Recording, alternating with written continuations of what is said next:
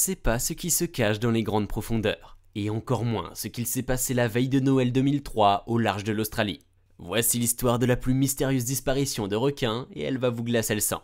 En 2003, une équipe australienne entreprend d'étiqueter les requins blancs. Parmi eux, ils repèrent une femelle de 3 mètres de long et lui posent une balise satellite pour pouvoir suivre ses déplacements.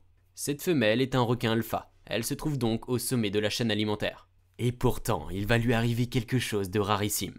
Car 4 mois plus tard, on retrouve la balise échouée seule sur une plage sans aucune trace du requin blanc. Mais la balise est encore en état de fonctionnement. Et là, stupeur et incompréhension.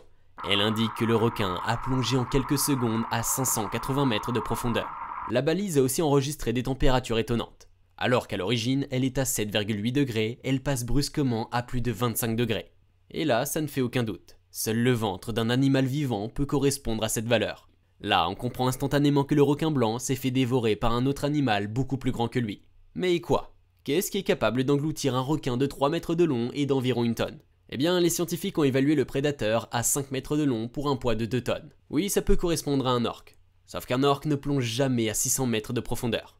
Elle va se contenter de 260 mètres au maximum. Et si on élimine l'orque, il ne reste rien. Le problème, c'est que rien que nous connaissons sur Terre ne peut convenir. Et aujourd'hui, on ne sait toujours pas quel prédateur a mangé ce requin, ni ce qui se cache en grande profondeur de nos océans. Prêt pour une baignade ?